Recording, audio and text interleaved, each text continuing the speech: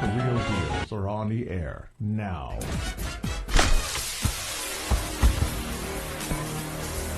And now, live from the Swords of St. Michael Studios, it's The Real Deals. Kenneth and Pharaoh's Deal. Hey everybody, welcome to the show. It is Sunday night once again. It's a daylight saving time weekend again, of course, for a while. It sure throws people off. It's so bright and sunny out. It's like, what? It's 7 o'clock? We got to get ready. It looks like it's 5 o'clock. No, a little more like 3 because it was very bright, and it didn't look like it's starting to go over the hill yet or over the horizon. But welcome nonetheless. Tonight, as usual, dark topic, but we put the fun in it. What the heck, right, Fair? Exactly. Wow, it's loaded up in there. Hi, everybody. Hello, Spa Diva, Carolyn. Hi, Tony. And Tony C and Tony B. So I got you guys both lined up. Not so much good to see you guys. And Doris, you made it. It's so nice. We've got a full packed show for you. And of course, as always, I'll be writing down your questions. Deb is on assignment tonight, so she'll have some more goodies for us next week. I'm so glad you all made it. Athena, good to see you. And I hope your weather was just fine and the living's easy tonight, because guess what? It's the rest of your Sunday night, and thank you for spending it with us. Please give us a like on the little icon that has a thumbs up.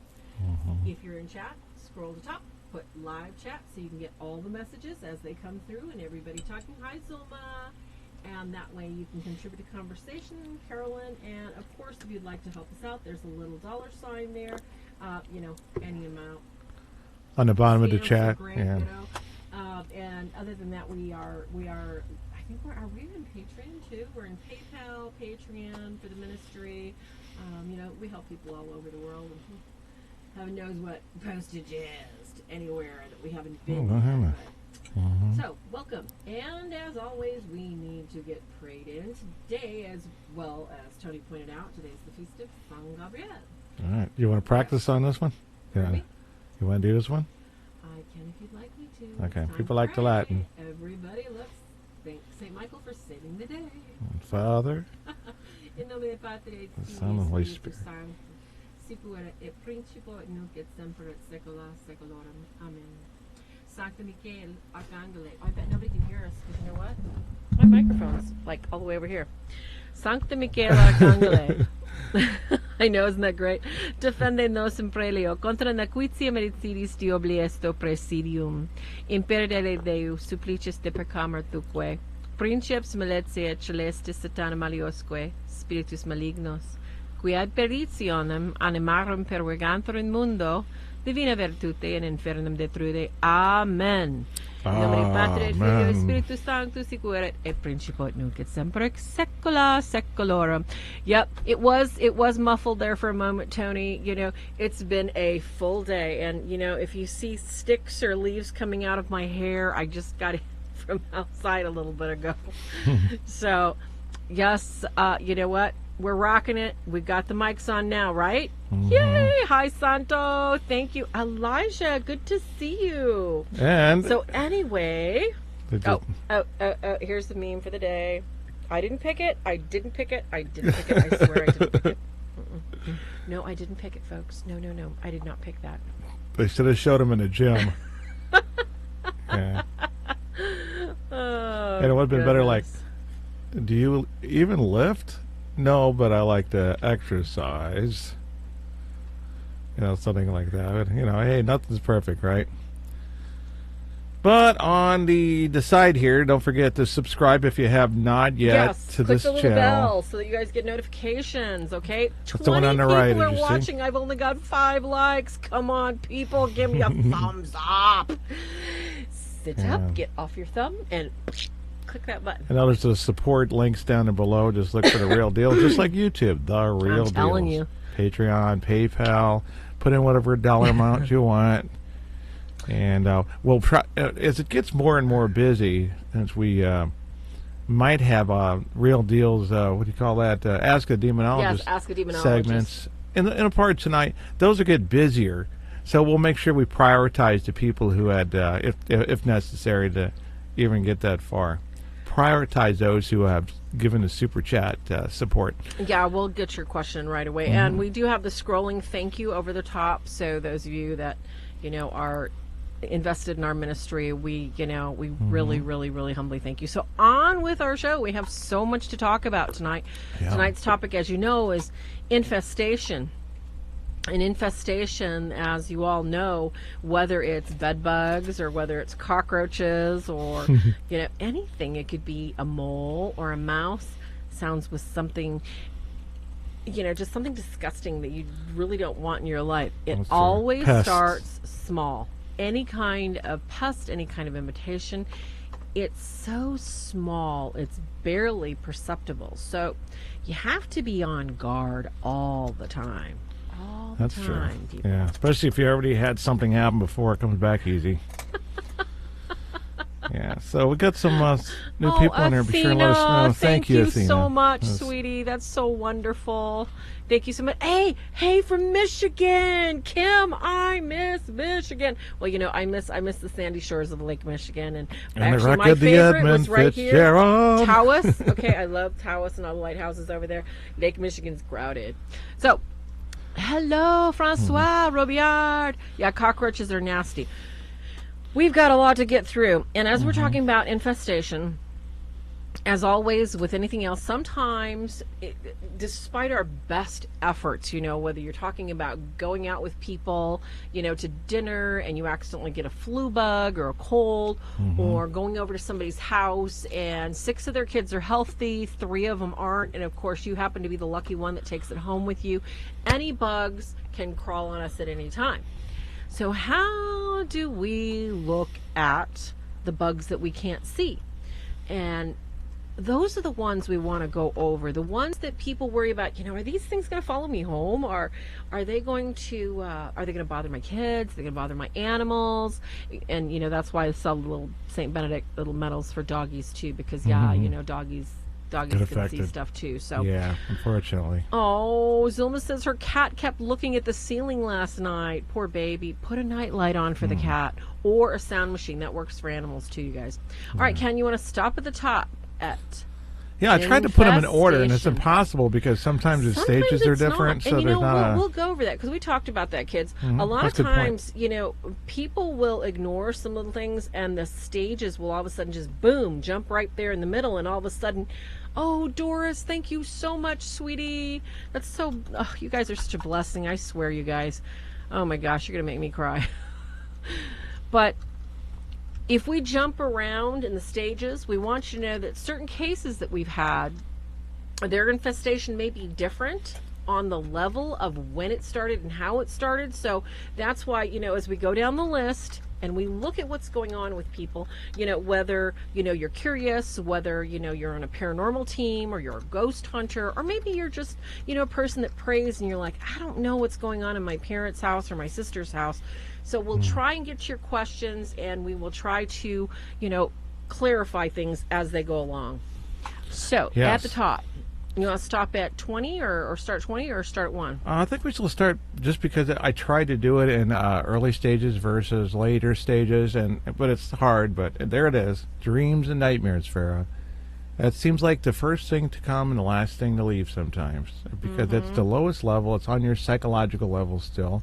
It doesn't have the ability, or it hasn't gained to the point where you can actually see it with your eyes, or even during the day, or even open your eyes at night and see something clearly in front of you at some point.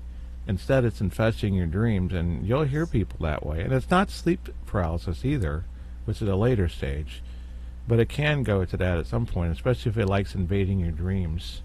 That includes succubus and incubus. Yes. Vivid dreams? I don't know. Do you think a vivid dream is an indication that's vivid and scary just because the fact that it's vivid and you're not used to having dreams that aren't obscure? What do you think about that? Well, coming from my psychological background and my love of Aquinas, I'm going to... Oh, Carolyn, thank you so much, sweetie. Thank you.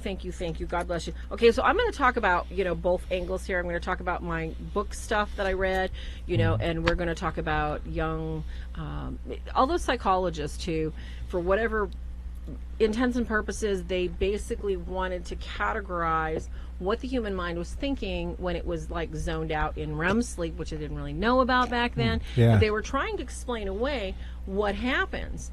And so they would think that, well, geez, if you're not having marital relations with your husband and you're dreaming about this, you must have problems. So the things that Freud and they would recommend was downright criminal. All right, because this was the beginning of socialism. Shall we say? Well, in a way, it was more than socialism. Oh, humanism, not socialism. It was an experiment in trying to control the human mind, which didn't work. Now, if we go back into our history of, people like Plato, Socrates, some of the earliest philosophers thought that, our dreams were our wishes, or they were the gods coming to talk to us, which is, absolutely ridiculous. I mean, if God wanted to talk to you, he can talk to you any time of the day or night he wants. Doesn't necessarily have to visit you in a dream, although quite a few of the prophets were visited in dreams. However, when we look at some of my most revered educators, such as Aquinas theology, we see that dreams are a lot of times nothing more than our battery dying down, and we can only take in so much of the world. And a lot of times we'll have disturbing dreams because we have unsettled emotionals that are with other people, that are with our home, our finances, love. It could be any simple thing that is unsettled when we go to bed. Like my husband's favorite quote, is that an undigested bit of beef you're worried about?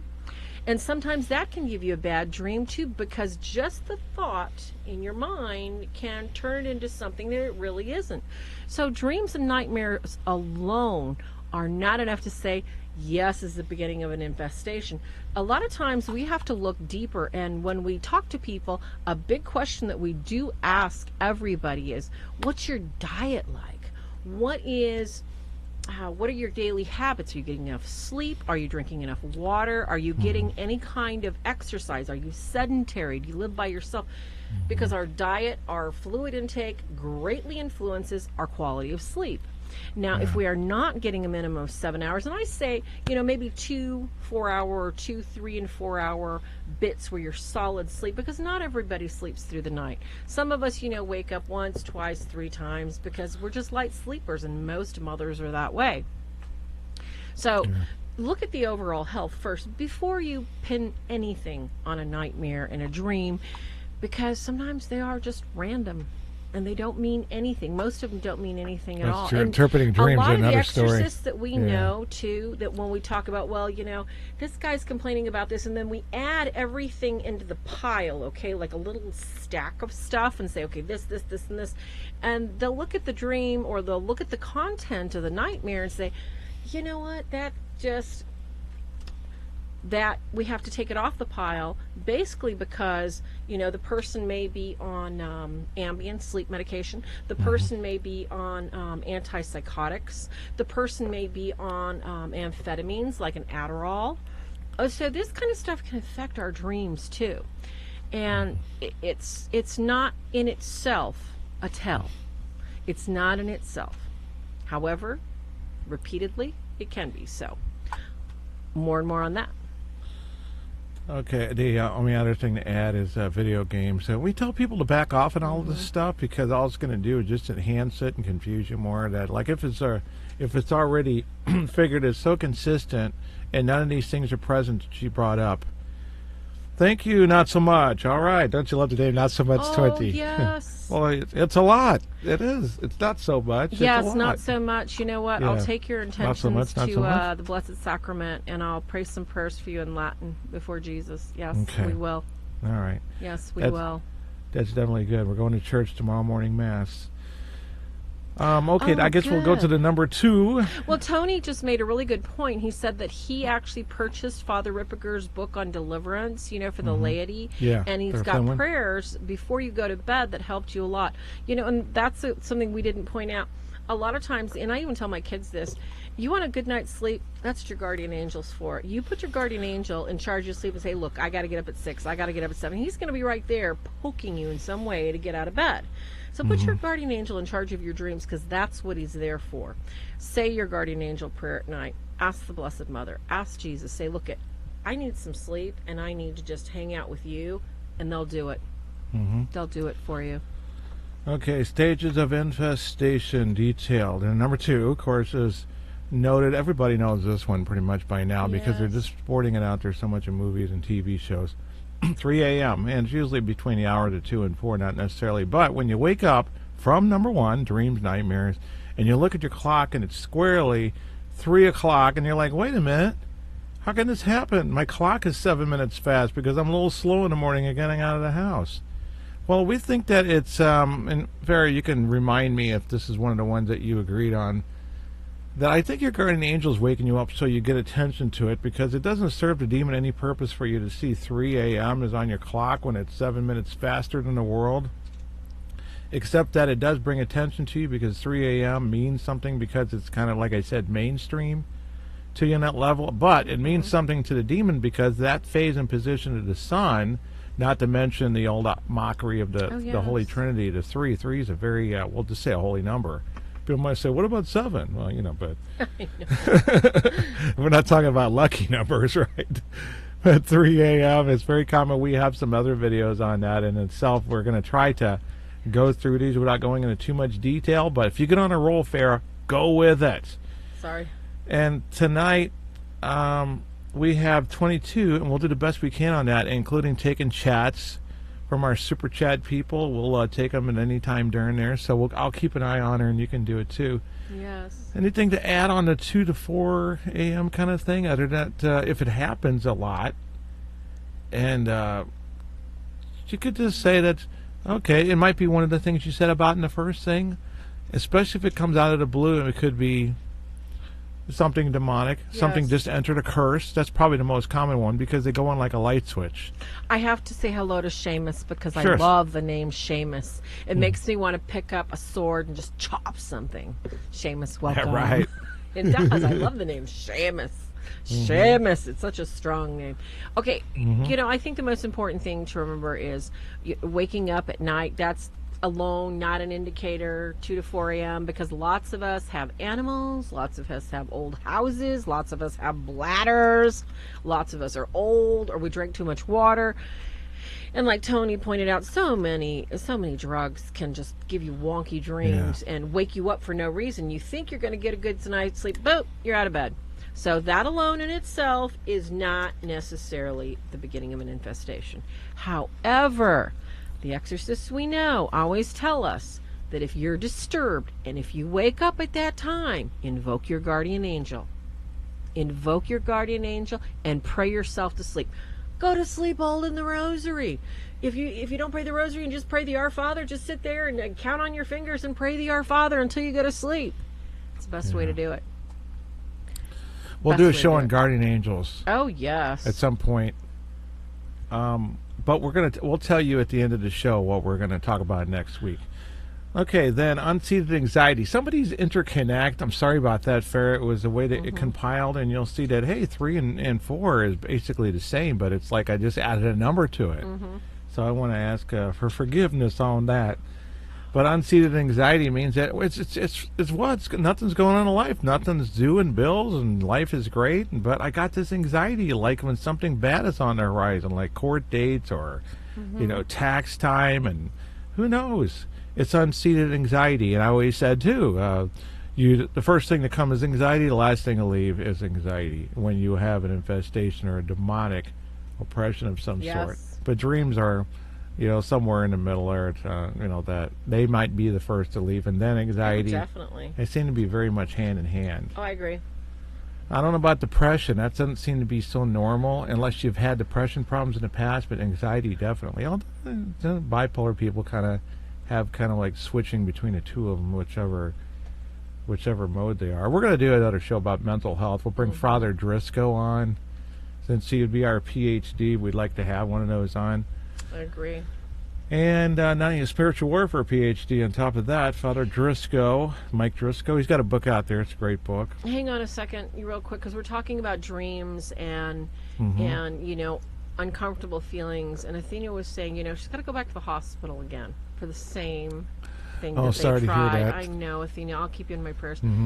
They Talk about messed up, anxiety. and she said she felt death all around the floor of the hospital that she was on. And she feels like they almost did her in.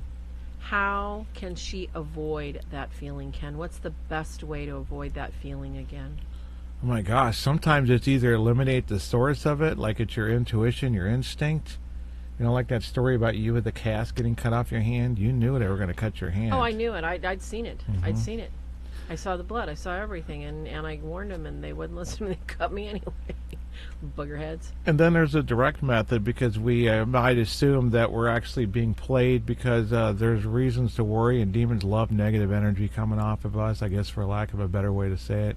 And they can just go, demons of anxiety, I bind you at the foot of the cross of Jesus. Do direct prayers. Yes. And every prayer always has Jesus' name mentioned in there as the intercession from the angels and saints, but Jesus' name is the reason why you have any kind of authority, through Jesus and by his precious blood. Then you say, and by the intercession of the Blessed Virgin Mary and the Mother of Jesus, apostles, Peter and Paul, archangels, Michael, Gabriel, and Raphael. You go down that list, and then you make your command. It's hard to repeat, but if you can keep that going, you'll find that you actually lose that anxiety or depression that is on set. I agree. agree. It's a little difficult. Sometimes I do the shorter version. You do it many times, like in the name of Jesus Christ, I rebuke you, demons of anxiety. In the name of Jesus Christ, I bind you, demons of anxiety. Oh, and Tony just said that Father Ripperger, in that book that you've got, Ken, he's got a prayer against breaking the spirit of death. So I didn't know that. I haven't really read it all the way through because I haven't really that's for ladies, so we know that it's safe for ladies to do.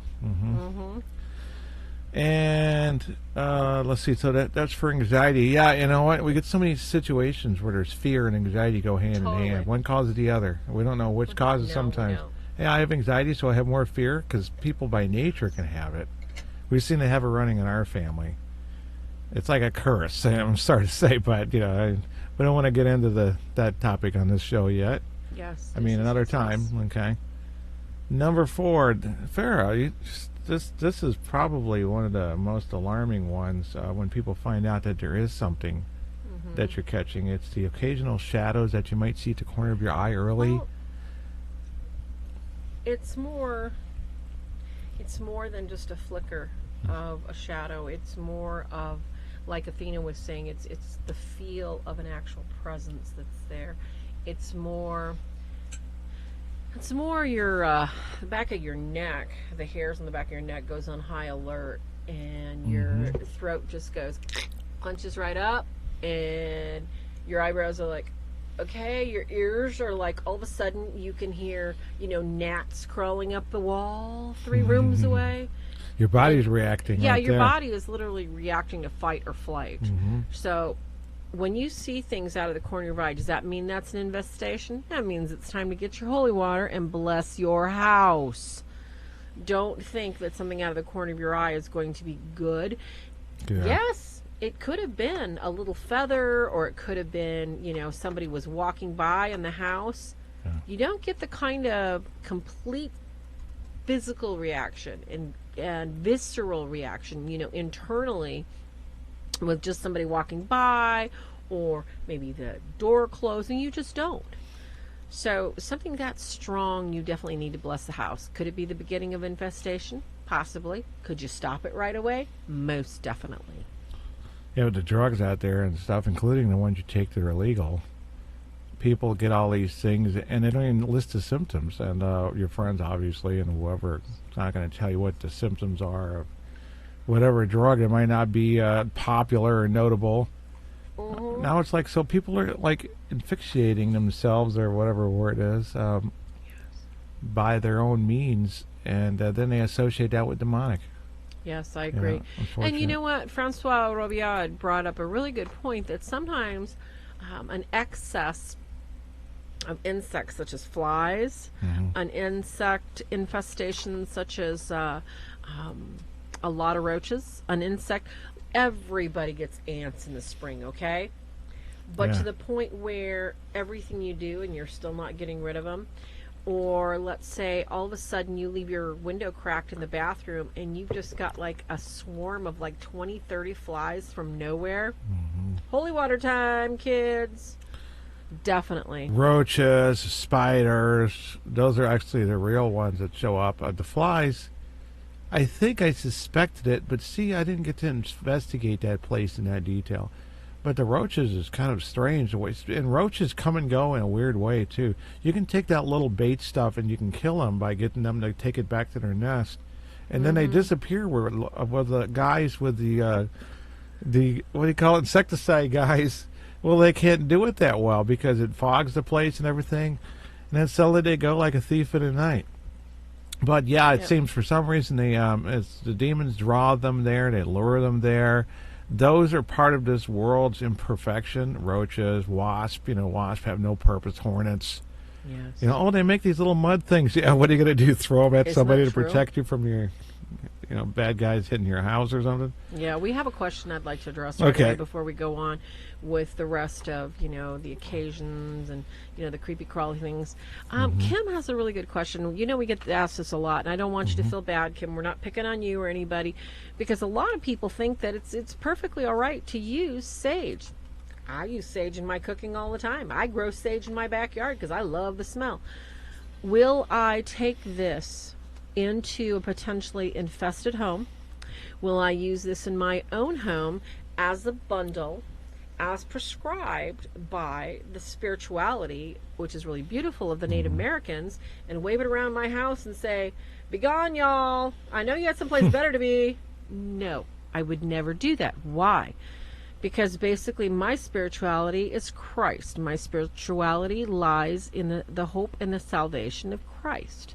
So for me to use the Om of the Buddhist, or the sage of, my favorite Native American friend, that is basically telling God that, I don't trust you and I don't have faith in what you've already given me. So I'm going to go outside of my faith and my beliefs, and I'm going to bring all this other mixed bag of stuff in just to cover my basis. So what it does is, this is, it's like you've got a positive and a positive for each of its own, in a sense, but the two positives are diametrically opposed, so it cancels it out. You end up with a negative. Does that make any sense? I'll explain it again. What you're doing, you're taking your faith with the holy water, and you're taking blessed salt, and you're praying your prayers to the God that you love. And then you are bringing, let's say, a singing bowl with crystals, and you're walking around the house. Shaka raka raka raka. And you're doing all this weird stuff that has nothing to do with who you are and what your faith. So, since you already know that Padre Pio said that if you could see demons, they'd block out the sun, you're looking at a cartoon picture of them watching you. They know from seeing everything that you're doing that you have no respect for your God. You don't know what you believe in. You don't stand anywhere, and they can do whatever they want in your place. So, we don't advise it. And if anything, if it's done, all you got to do is just say a little renouncing prayers and say, you know what, I renounce the practice that I did because I realized that wasn't my faith, God. Apologize to God, confess it, get rid of it, you're good. I wouldn't worry about it. Hey, the Pride Moors are here at the laundromat. Yeah, hey, interestingly, it's like we're watching the Ten Commandments the other day. The Egyptian used myrrh, and others did, but frankincense and myrrh is the official Jewish and Christian. That's what they use. They gave it to Jesus, as a baby, and Magi came there. And there's something special about it. And from when you read a little bit into the people who believed and who Jesus was and everything, instead of just biblical archaeologists, they have a very good use, because they keep finding all of these ancient sites, for example, and then proving that they existed around the time the Bible says. That's really great. But then you got some that's saying, hey, frankincense and myrrh was like, used as an incense by the Jews and the Christians, and it basically had an effect on evil. Why would they be giving it to people? Because the world was infested worse than it is now, even, believe it or not. At the time of Jesus, before he died on the cross, they were really being held by the hostage to the devil. It was such a rare thing to have great people, get married, get together, and then Jesus comes. And so frankincense and myrrh might have been a hot commodity because obviously the Jewish stories and whatever else they might have told in the synagogues and all that about that it helps you get rid of this thing that's bothering you and keeping you awake at night. I really think that was probably the case back then. So that's been the incense officially of the Christian Jewish faith. And the other one, around the time when they were using frankincense and myrrh, the Romans around Jesus' time were using the sage. Crowley has it in one of his books, The Keys of Solomon. So it's used in black magic and it's used in pagan, and it's almost in the Native American. It's almost supposed to be used by shaman, and to clear negative energy. Shamus. They never said it's supposed to. Not Seamus. Shaman. I love that name, Seamus. They use it to clear negative energy, so to speak, not spirits, which they consider something different. Instead of just, the science types, the old parapsychology, was that, the spirits are just lingering energy. They're not actually an intelligence. It's not actually the spirit of the person. Those are the atheists that came up with that stuff. So we got a little bit of a mismatch that the Christians and Jews have been using it like sage is being used now. So they mixed all of these kind of legends and facts together, and they come up with, bring sage in there, wave it around the house. Even though you're not a Native American, you're doing something that was done with frankincense and myrrh for centuries. And so the TV shows got this mixed up, probably to purposely remove something that's effective. I think it's very simple to say that. Some of these things have been misdirected, like the separation of some of these things. Why did the Lutherans remove this blessing of holy water, holy oil? Why? And Why was suddenly, it all for taken 500 years, everybody went to the Catholic Church for deliverance. Still, even though the Protestant Reformation was going on strong. So anyway, we'll go into the history another time, right?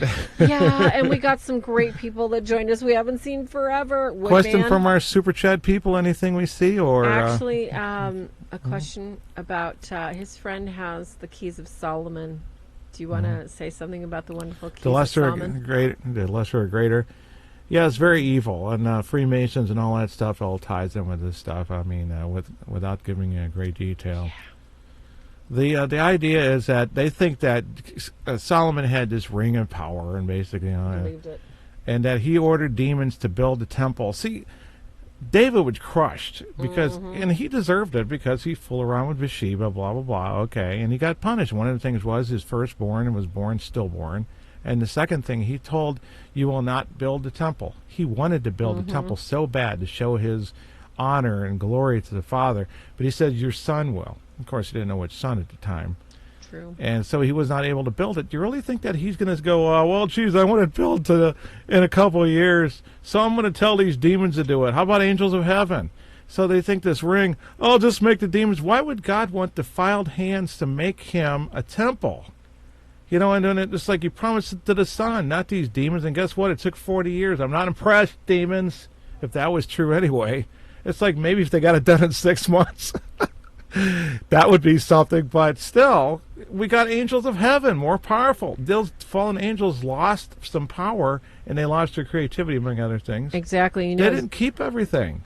Zulma just brought up an excellent point. Yeah. The Freemasons, basically, the Freemasons, as you know, didn't solidify till the 1700s, but they've been around a lot more than that. Yeah, call other names. And not only that, they basically were kind of underground. That's why they had all those secret handshakes, because by those handshakes you knew who was a higher level Mason. You knew who knew the spells and the castings and practiced the ancient arts of satanic dark arts. And as Zilma was pointing out in chat, that yes, we know a lot of people that are, oh yeah, Freemasons, it's not that big of a Yeah. deal, I'm just a third or fourth degree Mason, and yeah, you really don't know what's going on yet, do you, dude? But hopefully you won't find out. And she was saying they love Egyptian culture. Egyptian culture is steeped in the occult, Yeah. into just some of the darkest Black, stuff. yeah, like black witchcraft is, like what they Yes. would call like the darker forms of voodoo. Why do you think Yeah, they built those unfortunate. pyramids and Mhm. we don't? How do you think they built that stuff?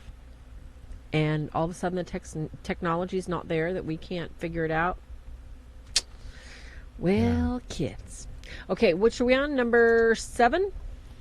Or We are 6? number 7. All right. 3. Three knocks on the front wait, door. wait. I'm sorry. I Oh, missed we haven't gone to sleep paralysis. Oh, wow. Okay. Sorry How about did that. we miss sleep paralysis? Oh no, we got to go back again. Okay, so in the bed you hear voices in your left ear. This is actually different because now it's audible, but I'm going through there in a lot of stages. Had progressed this way with people, and this is one we hear something of someone's drifting off to sleep, and then they hear a voice in their left ear. Usually their left ear. Doesn't mean it's consistent. It could be both. Could be the right. Not really. Usually the right by itself, and then they hear it just say a name like. They say it's slow for some reason.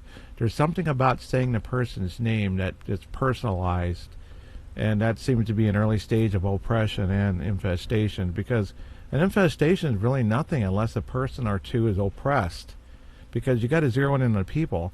And I said this about haunted locations in general. I said that it's one of those ones like, if you're not there to hear a tree fall in the wood that is still making a sound, it's like, of course, stupid, stop smoking. It's one of those things. Do you think a haunted house has its party still and does the poltergeist stuff when you're there? No, it's about people.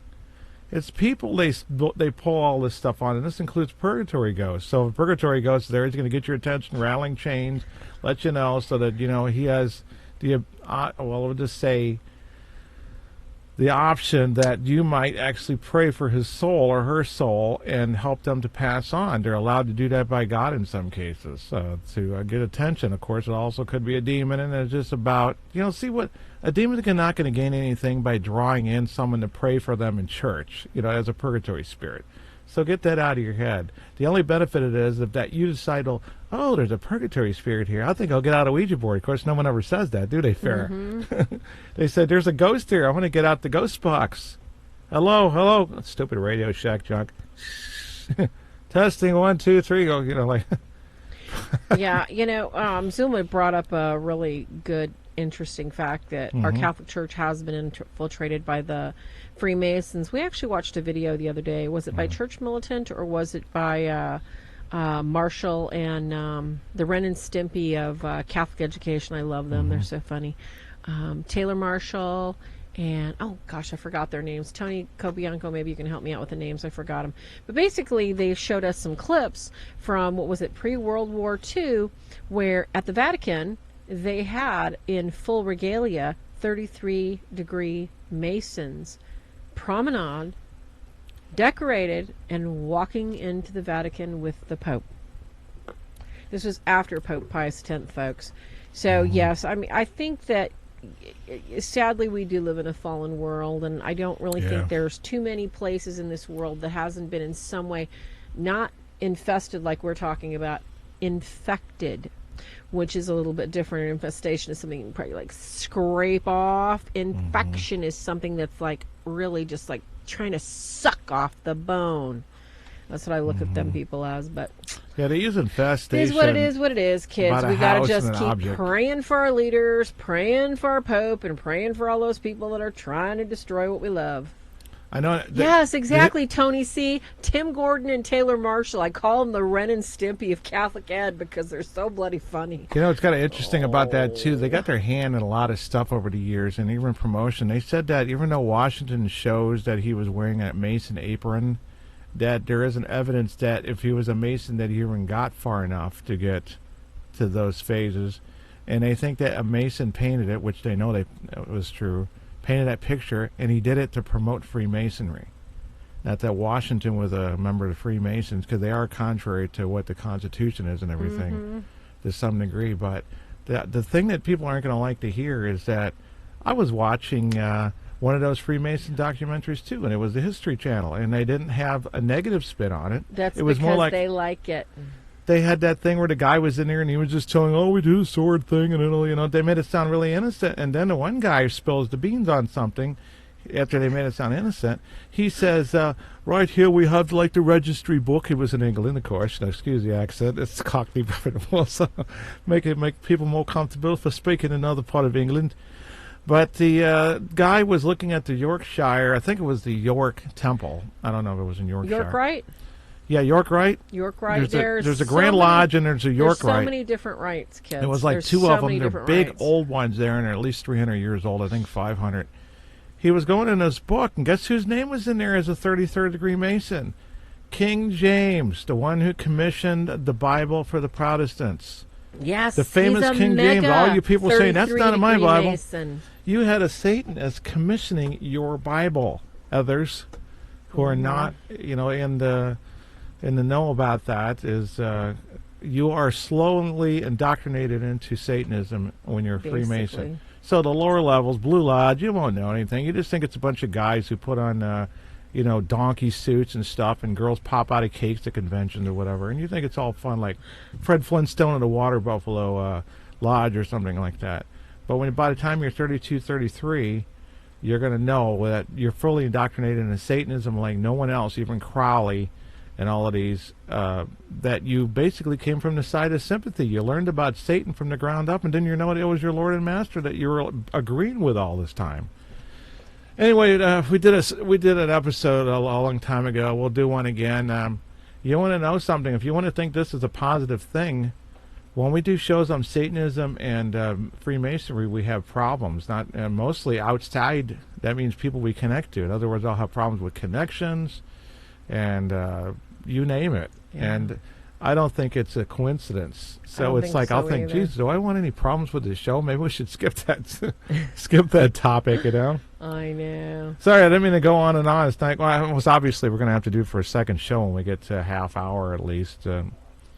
Let's look at that one on here that just says, sees shadows in the dark. When they get to be a silhouette, and when you have the lights on at night versus off, you can see them in the dark. The darker than the dark silhouette in the room. Mm-hmm.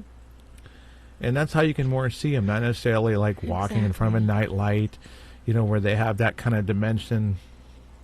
Are we on 7 now? We're still talking about 5. I just started 5. Yeah, we're not getting very far. Oh my gosh, you're tired. And we're going to keep sleep paralysis basic because we can do a whole show. We might have to do a part 2, you guys. There's way too much to talk about. I'm sorry. Well, usually I don't need to outline each one of these. Like I got to do, because every one of these I can have 22 videos on here that last 15 minutes at least. But we're just like giving a brief overlay of these are the stages. So like all of these can be topics individually, not all of them. Like 3 knocks. It's like, how long can you talk about that? 3 knocks. That's what it is. So you see one that you want to go and elaborate on? I'm totally good. If you're on 5, I'm ready to do sleep paralysis. Okay, sleep paralysis. All right, when we're talking about infestation, sleep paralysis, and especially like when we talk with our exorcist, or let's say Ken and I are hashing out some of the details of a case, and somebody has had one incident. Now, we're not talking, thank you, M.E., God bless you, thank you, thank you, thank you. When somebody has had one incident, just one, all right, that they woke up and they realized they were in their body, but they could not move. They could move their eyes, but they could not really get their head to listen and move. They could not move their hands. They could not feel their body. All they could feel was this just terminal pressure on them, like they're just like something sitting on them and physically holding them down. It's like there's no tingling, there's no sensation, just pressure. They almost feel like they can't breathe. And it scares them so terribly bad, they wish they could sweat. They wish they could scream. And there might be somebody, they might have a husband or wife right next to them, or somebody might even be looking in on them in the bedroom saying, hey, it's time to get up. And they can't move a muscle. It's one of the scariest things in the entire world. I would never wish even partial paralysis on anyone having experienced sleep paralysis. And they call it sleep paralysis because they can't explain the fact that you can't move. You cannot get your body to do anything. So they term it as a sleep disorder or a sleep problem instead of thinking that maybe it's possibly a spiritual thing. They don't know. And that, like most of our humanistic medicine, they just make assumptions that it really isn't based on anything other than, like Freud, I observe, therefore, I diagnose. That's basically what happens. So in sleep paralysis, usually there's things that lead up to sleep paralysis. Sleep paralysis does not happen, shall we say, in a vacuum. There's usually other things going on leading up to the sleep paralysis. There's usually other invitations because it just doesn't happen, boom, out of the dark. Usually you will have sleepless nights and not remember dreams. Usually you will have had brushes and incidences where there have been direct invitations in your house before sleep paralysis can happen and occur. So when you think about, wow, I think I had a sleep paralysis, what else is going on? You have to take everything into account in order to diagnose something, because it's just not, oh, you had sleep paralysis, you're infested. Now you have sleep paralysis. This is an indication that you could have a very serious problem, but it may not be an infestation. It may be a serious oppression. This could be a family, like somebody, I think it was you, Athena, was just mentioning, if my grandfather or great-great-great-grandfather, like 3 grandfathers back, was a Freemason, could that curse me? Yes. Could that tempt me into practicing the occult, reading about the occult, a fascination with the occult or occult practices, or even just to learn about it in my own faith? Yes. Could having a Freemason in my family cause or be the direct invitation for sleep paralysis? Yes. Sleep paralysis is a lot of times what we see just the beginning of a potential succubus incubus attack. So you don't want to ignore it. My experience. You want to address it, Ken? I think you did a very good job on that, and it's always good to hear from you because people hear from me several times during the week. And it's important. I know, and it sounds terrible. That does sound terrible. That just sounds awful. The list. Because I can go on and your on and perspective, on and like in the on. old Fellowship of the Swords, something about that name another time. Yeah, the sleep paralysis thing, I've said, if you can want to go and search, we got one with me and Farrah from 2015. We got a couple other ones, but that was well put. Thank you for summarizing that, and at least with the highlights. Number 7 was the 3 knocks on the front door. This one's weird because sometimes people don't notice things up until this point, and including and after this. Like, I thought it was just some kids in the neighborhood, they'll say, and they let it get so far as to knock on their bedroom door when they're zooming in on somebody. In other words, there's no kids in the house. Your bedroom door is it. And demons, again, are all about oppression. Infestation means nothing unless they can get an oppression to begin. So this one is, you know what I say, don't answer the door? We've actually said that, and because there's something about opening the door and going out there and going, hello, it's like you let the stray dog in. Yes. And even though it seems like it's morally symbolic, not necessarily that's the way demons got to come in. I've seen them come through the floor to the ceiling and a little smoky, whatever kind of characteristics and all that. But the initial infestation or how it enters your house could be something official. Remember the old vampire lore? Exactly. A lot of the vampire lores are mixed in there, you know? I think so, too. Kind of invitation. Mm-hmm. It's like you got to invite them across the threshold, right? So they got to come through the door. That is, I think it is from the demonic. It has to be. Mm-hmm. A lot of that weird stuff, these myths and legends. And number 8, good night's sleep happens less and less. This means that you might be down to 2 or 3 hours of sleep. They keep you up, and you have anxiety, and this is where I connected those things, babe. I got number 9 also. It's actually meant to be 8. That anxiety and fear increases that causes sleeplessness. Yes. Why are they staying awake after they wake up at 4 o'clock in the morning all night, the rest of the night? And then they go to work tired. I think they're trying to mess with you because it messes with your life badly, including driving. It makes it unsafe. But oh yeah, keep pumping in there. Thanks to me on the not me and me in the chat room. Me, thank you for your support through the super chat. We'll switch it back to the chat room and let the flow go in there. It's very active in there. Thank you for your support. Number 9. Let's see. We're talking about anxiety, fear increases. We already know that. In other words, it goes up. It's a higher level. Scratching sounds inside walls, sounds like rodents nesting. One of our people in the chat room had mentioned earlier something about roaches. When this actually happens, it's phantom. It's not real roaches. You won't go over there and find this hole and then suddenly these roaches are piling out of it, or rodents.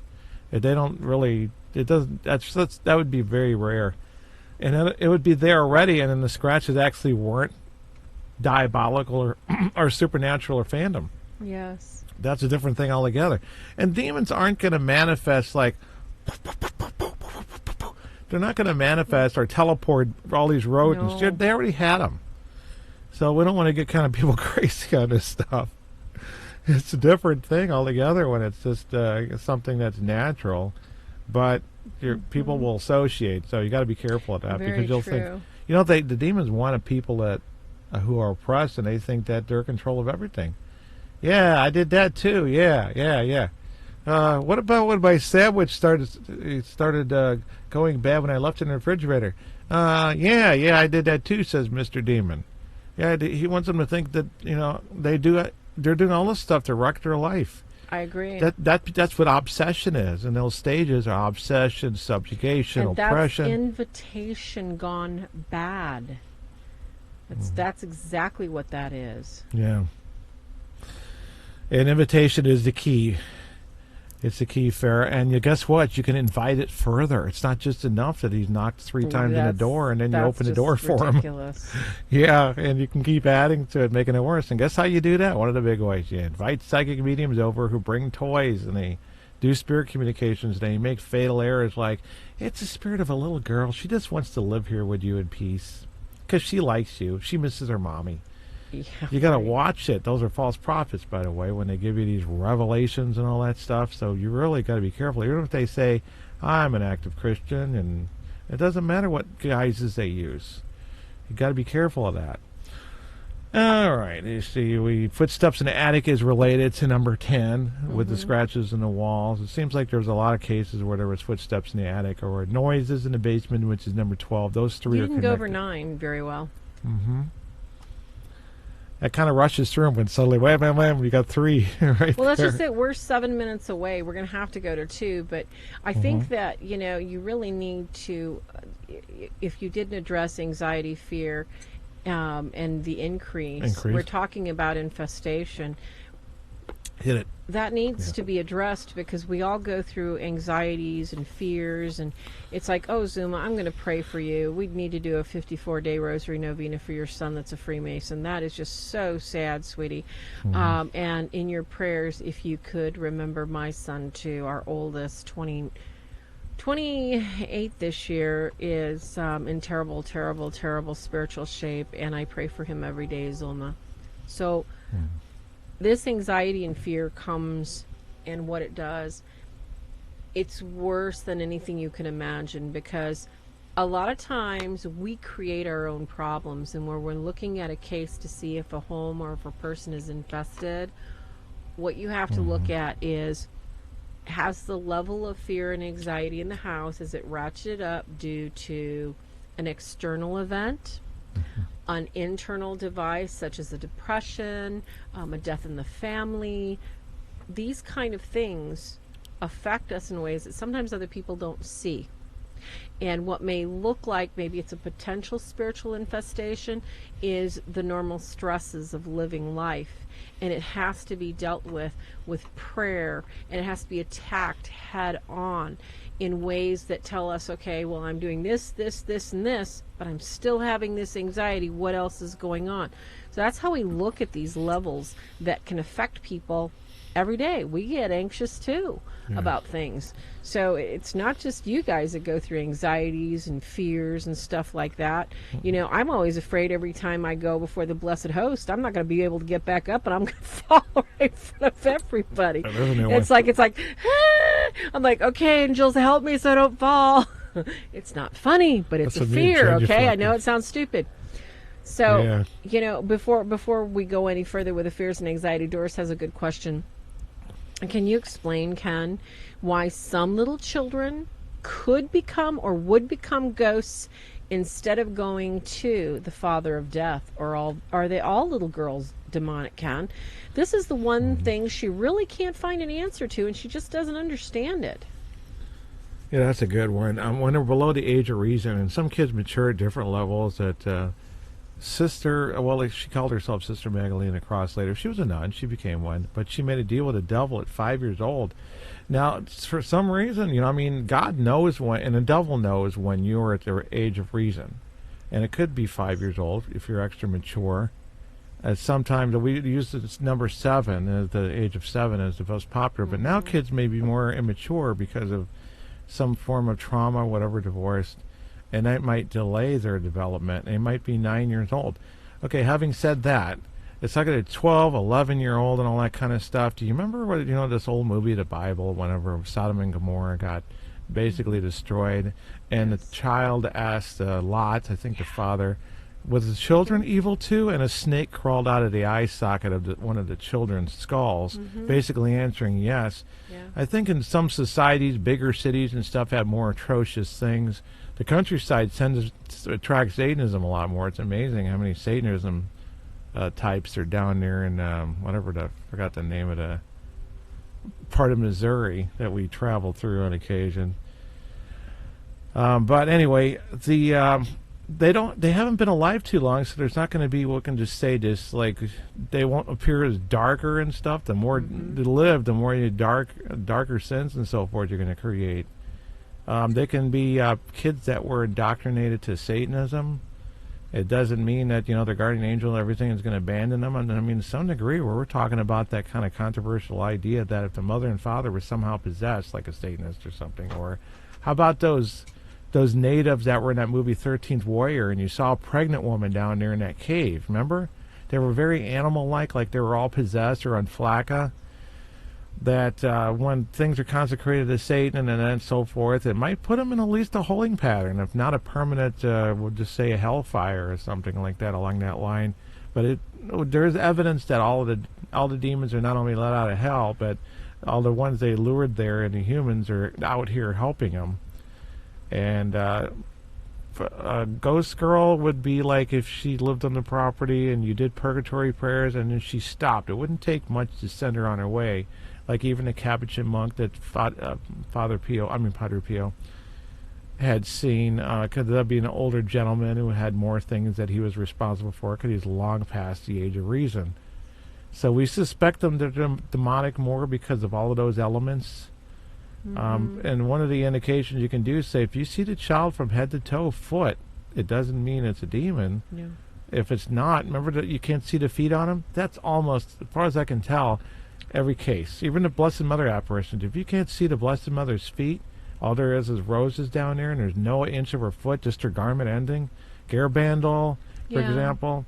Then it's probably demonic. It's one of these old things that people do to tell. So if you can see the child from head to toe and everything, that it doesn't mean it's not evil. It could be a human spirit. And it doesn't necessarily have been lived there. But I think more commonly, it's so common. I would say I don't know, a rosary for a child. Do some purgatory prayers. Offer their penance for them, because they can't pray for themselves. And then if that doesn't seem to work or whatever, I mean, at least then you might consider that other footprints will be in the household if it's going to be a demonic. But at first it might be trying to tempt you to get sympathy because they won't appear to a teenage kid. You know, teenage kids like roll over in their little girl. It's like, go away, trying to sleep. An adult would be like, what's wrong, dear? Basically. You know, and all that stuff. And they'll call a psychic medium to find out. Next thing you know, you got another Annabelle doll running around. I mean, because that's what they did. Annabelle, remember that? It was a tempting spirit pretending to be a little girl who used to live in the lot. But yeah, for the most part, it's not going to be real children. It'll be demons because it's less likely that a child will be in such a state that they'll be held in purgatory for that long. So you should be able to do a purgatory prayer, couple masses, 3 maybe, and then it'll move on at least with that bit of prayer and penance. And if it doesn't, you'll probably find there's other demonic footprints. That won't be the only thing they've done if it's a demon. There'll be something else that's there. One of the things on our list that we have back there is like a checklist too. Hey, am I seeing any of these things in addition to the child spirit? Because a child purgatory spirit, if there was one in that case, is not going to bring along demonic footprints, one or more, not necessarily one.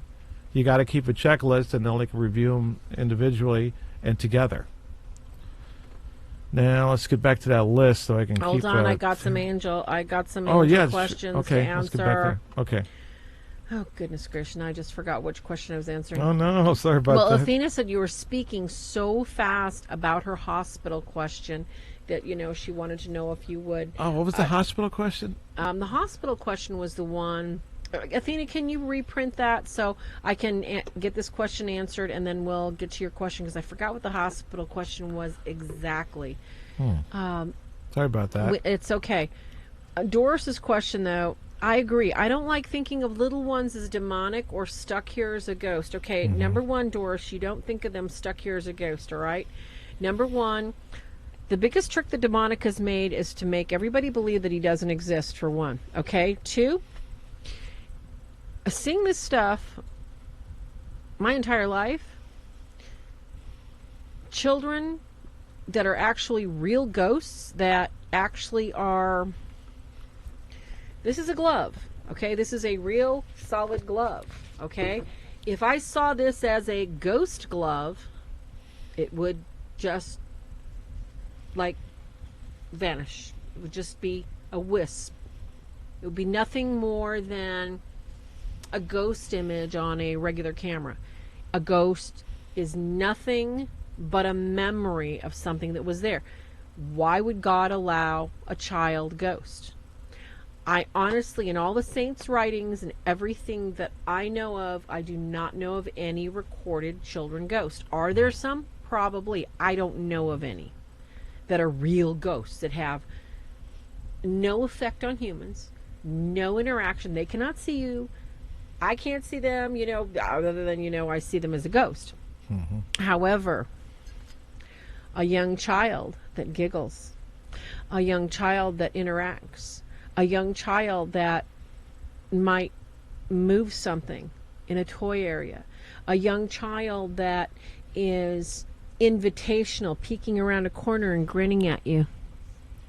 Doris, something like that.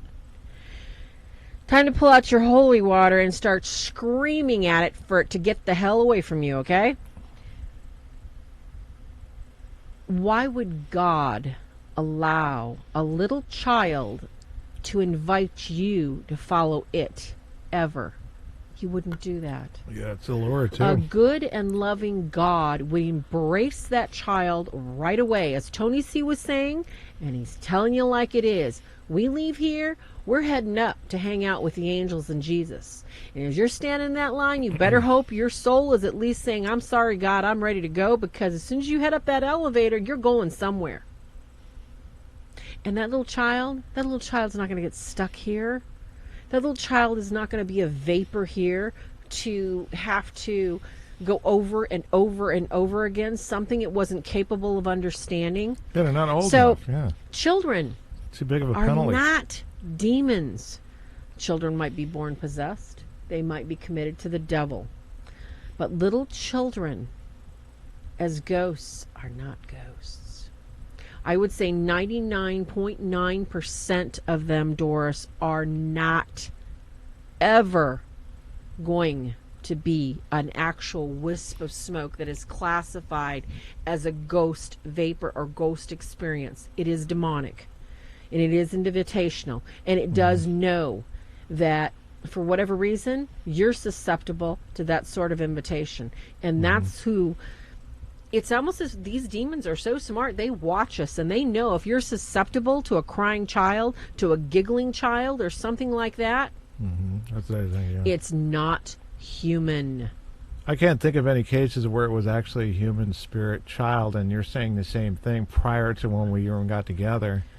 And that's what I think the statistic is. I asked a lot of people. We knew a lot of people out there, parapsychologists, whatever, Lorraine Warren, all that stuff, just to get the statistics of what do you think? How many times is it medical sleep paralysis? How many times did you think that Bigfoot is actually a gorilla that runs around in water? You think it's a spirit, and a demonic spirit?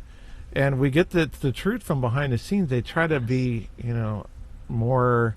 I'm not going to say wishy-washy. More down to earth and kind of neutral. They're absolute. UFOs are demonic. Bigfoot's demonic and all those kind of things. They'll tell me on the phone, but when they get in front of the slideshow crowds, they'll act like they're open-minded on all that stuff. That's the problem. Is you lose the truth in that. And exactly. Unlike what you just said there, that's. We should always expect child spirits, because they're not old enough to have committed such a crime. And in those rare cases, which I was talking about, where it's satanic ritual abuse, if they're innocent, they're not fully responsible for that stuff at these young ages, no matter how much the Satanists try to ruin their lives and get them indoctrinated. And in that to that deep level, they're not. God knows. That's why sometimes people jump out of a building and kill themselves, and they're not going to hell because.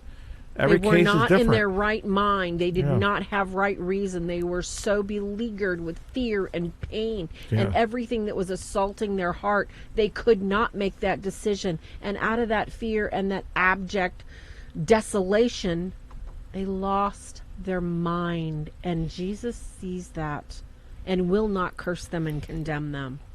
Don't for 1 minute think that. Okay, so this is the question real quick, and then we got to get out of here, okay, Ken? Because we're really running over, folks. Okay, this is a question. Oh, my. Let's not talk about speaking in tongues yet, Kim. And I did say I was going to cover essential oils, so essential oils are last. Right now, I need to address Athena's question. She really wanted us to flesh this out a little bit for her. When you go to a hospital and you feel besieged by negative spirits or the angel of death. I've actually seen the angel of death. Oh, I didn't hear that question before. On your floor or around you, how to cope with this by prayer.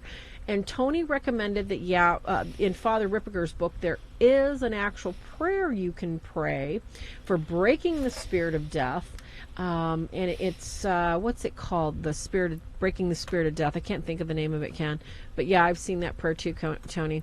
I'm not really sure when they say spirit of death, that's assuming that you're actually, going to have to run off the Grim Reaper. But we can't cheat death. We can't run it off as a spirit. You can keep the spirits from tormenting around you. The saints even got it. True. We saw that sad scene in the movie, which is representative of Bernadette. She's like, I just want to see the Blessed Mother so bad. And they were tormenting her, and somebody's, when they were dying, and the Blessed Mother came and ran them off, and then she saw her, because they're trying to say stuff like, you're not worthy, you won't even see the Blessed Mother, you'll go deep into purgatory. They'll do that stuff because they're just vindictive, and even if they have no chance of getting your soul. And the Blessed Mother comes there because of the prayer, now and at the hour of our death. Amen. This is one example of one scenario, and many could be a repeat of that. But at the hour of our death, we don't expect that the guy with the sickle is going to be standing there when you're just sick and you're not necessarily at death's doorstep. They know when you're going to die as opposed to recovering from surgery. Yeah. You're not going to really cheat death. You can just pray that it's God's will upon your life. You never know. Maybe he prefers that you go now because later on you're going to struggle with morality or something big time if you live. Why do children die early sometimes? Their life might have been so tragic if they lived on that it was almost impossible to avoid, that it was better that they died. Look at St. Rita. She prayed that, the children, it would be better that they died than they would fall in the state of mortal sin by murdering or arranging to murder. They could have paid them or something. the people who basically got that killed their father. And so it was better that they'd be dead, and they died of some illness, whatever caused the great fever. And then she became a nun after that, and her whole family wiped out. Her husband murdered, and her sons got sick when they were trying to track down who would have murdered him, and they would have done it too. So she saw that, and it was better to die than it was to live and lose your soul. We got to look at the big end picture. But sometimes the only thing you can do, there's a book of prayers. You're not going to memorize them all. And no, you can't. That's why we carry little books of prayers with us, kids. You can pull this generic kind of prayer out. Like I said, Jesus' name first. Order in the name of Jesus. Priests can not. They can say it or not because they're priests. They're ordained. But we have to say Jesus' name is through the authority of Jesus Christ. The priest is through the church, through Jesus Christ, that kind of thing, by default. And you can add the intercession angels and saints and do it on the makeshift, because it's like, get my prayer book at home and I got to pray. No, you can just say, in the name of Jesus Christ, I rebuke you, spirits of death. And just going down the list and repeat it over and over like you do for anxiety. You don't need to come up with an elaborate prayer. But the thing that those prayers do is they go to a saint who is particularly noted to have defeated that demon in life. Like St. Augustine, if you're a man struggling with purity. St. Augustine. Yep. How about going to St. Philomena? Go to the women. Go to the Blessed Mother. Exactly. The ultimate purist. So that's the thing that kind of makes it more potent than denial. And some of those prayers are divinely inspired by saints instead of just being put together by theologians, PhD priests, and so forth. And those will be the ones that are efficacious, like, for example, the Hail Mary. The Blessed Mother gave it to St. Dominic, that kind of thing. But, and if you really get really bad anxiety, just pray it and hammer it, and it might take 5 minutes of a repeat prayer. Fair, go ahead. I just want to say, Athena, you never have to worry about the spirit of death, because no matter when God calls us home, we're going home. All right? And if you sense the spirit of death, because you said you had fear with this, let me tell you something. Fear may have brought this spirit. Now, as you know from being in a hospital, there are all sorts of spirits, and I don't mean good ones. I mean different various levels of spirits that are collecting and that are watching and waiting and inviting. This may have been an invitational spirit.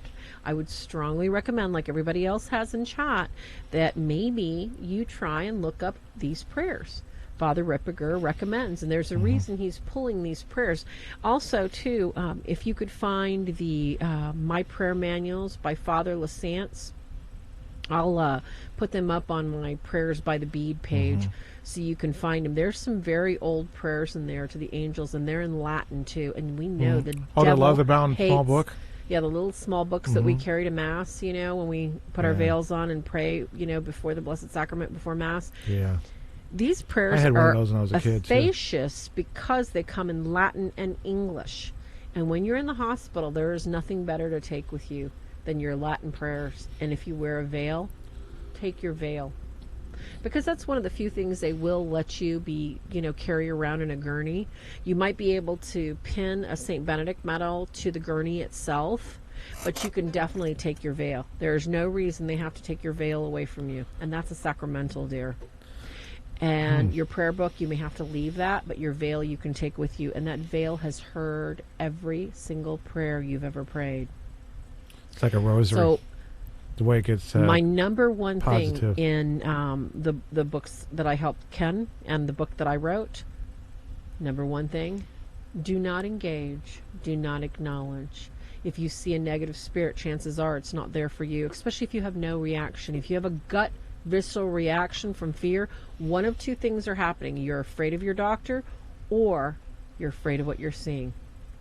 That does not necessarily mean that that thing is there to attack you. And if any way, shape, or form you think it is, you use your rebuking prayers, you call upon the name of Jesus, and you get rid of it. Do not look. Do not give it a second chance. The second time you look at anything, I don't care if it's a spirit, if it's pornography, if it's your neighbor half naked in the window, you're inviting sin. What is sin? Sin is being without God. Sin says, hey, let's have a party, little demons, and let's play with somebody's head. So be strong, Athena. I'll keep you in prayers. This is not easy going to the hospital. I can't even imagine. And you can do this. You really can. So don't fear whatever spirits you're seeing there. Just look away. Look away. Say, hey, God, get that out of here. I don't want to see that. Jesus, hey, move him down the hall. I don't need to look at him either, okay? And the last question we've got to cover, because we're way over, and I apologize. Oh, that's we can't worry about that when people have personal questions they're asking. That's good. The thing to add to that was so well outlined and said, because it's like if you could see every demon there, you'll have one that's like, I feel anxiety. The demon anxiety will show up, not the demon of death, even though death causes you anxiety or to fear. And it's kind of, it's like they pop into place because we invite them, and it's in our aura, that's New Age word or whatever. Mm-hmm.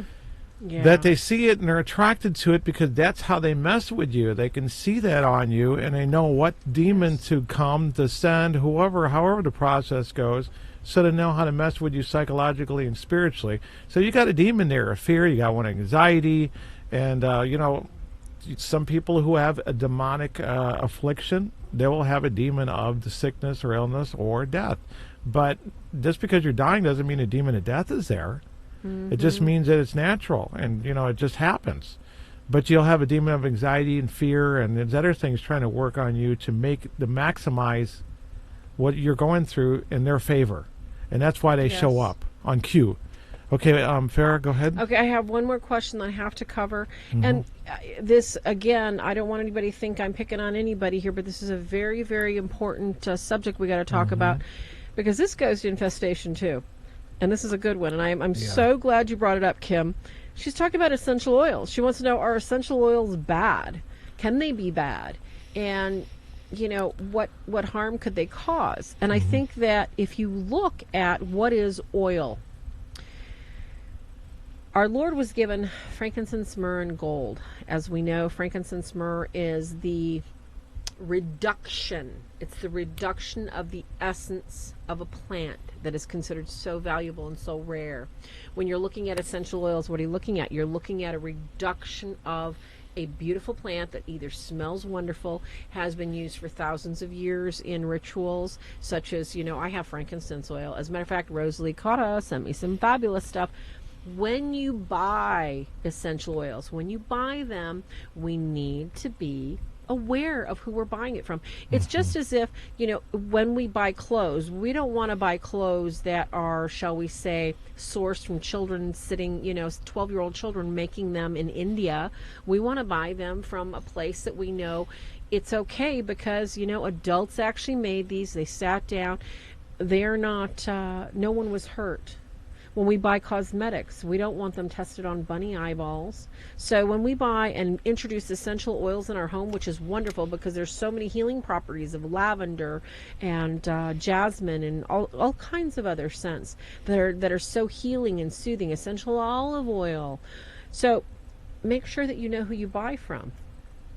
Consequently, on the other hand, just like prescription drugs, just like street drugs, just like stick incense, cone incense, and block incense. Scents can be, just like anything else, like statues, can be dedicated to certain lower gods from hell. So it pays to do some Google searching, do a little bit of searching, take 10-15 minutes and find out who the company is that you're ordering it from. Well said. On that note, we're going to end the show. Something I was going to throw in there as we do our roll-in. Where is that? Okay, there it is. You know what? We have to remind everybody that, guess what? The battle has already been won, all right? Promise. Oh, can you hand me St. Michael rock? Everybody was like, can we see the rock that came out of the cave of St. Michael from Ireland? Please hand it to me. This is so cool. There's like a couple places in the world that you can get an actual rock, okay, that came from It's got a little quartz sand glistening on it, too. It's some beautiful, beautiful, like, granite stuff. Okay, you can put it back, babe. Okay. Anyway, there's 2 places in the world that you can actually get a piece of this. We are very, very blessed. A good brother that works with consecrations and stuff like that over in England went to Ireland, and he got us this rock from the actual location where St. Michael appeared, which is absolutely fabulous. So don't you forget, like Tony mentioned, St. Michael can be the angel of death to collect people, but he's going to put you in a good place, I believe. He's not kicking you back unless you've been really bad. So don't forget, God's already got the plan for your life. He's already taken care of everything. He sent his holy angels to watch over you and guide you. So please don't ever think, no matter who you are, where you are, you can't ask for your guardian angel's help. That's what they're there for. And if you need us, we're here too. So let us know. And don't forget, tune in every Sunday night, 8 p.m. Central. Thank you so much for joining. Give us a nice like if you could, so we can boost and help other people in case they have problems in dark places. Click on the bell. You'll get the notifications. Ding, ding, ding. Thank you guys all so much for showing up tonight and helping us, give us a reason to keep going on and keep plugging and trying to pull back the curtain. Get rid of that dark stuff, kids. Part 2 next week. We're going to do the other half of Stages of Infestation. Thank you so, all. Same time, same channel on that topic. Something I want to mention, all the prayers on our website are tried and true. The Breaking Curses prayers we've probably given out 1,000 times. Yeah, we've been around for a while. We're old. And that's why I like them. So it's hard for me to open a book and go, oh, let's try those, because I don't know how they work in today's world to some degree. I don't know if a priest wrote it. I don't know if St. Aquinas or any of these other priests wrote it. I really don't know. I haven't seen it. I do know there's problems like with the Christinorum prayer, for example, and people are getting payback. You shouldn't get payback at all if you're doing, so that's why we got videos out on these things, because there's variables, and I think some people do it at their desk and they go, hey, this should work, or it's meant for priests.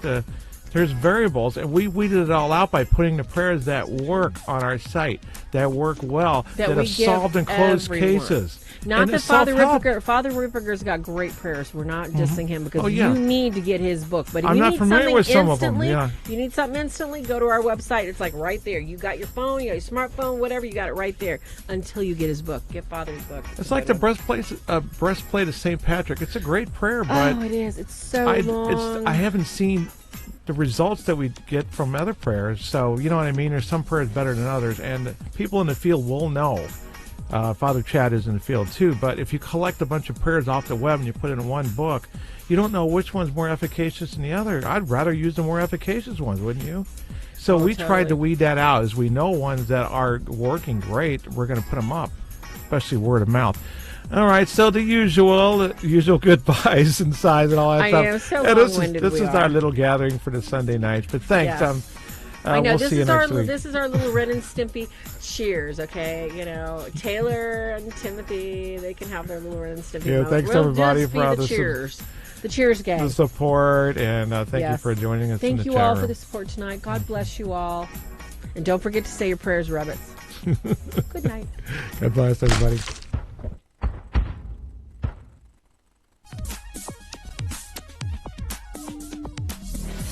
The Real Deals TV show, copyright 2018, a Swords of St. Michael production. Any unauthorized duplication or rebroadcast or retransmission of this broadcast without the express written permission of the Swords of the Saint Network or that of Kenneth and Farrow's Deal is strictly prohibited.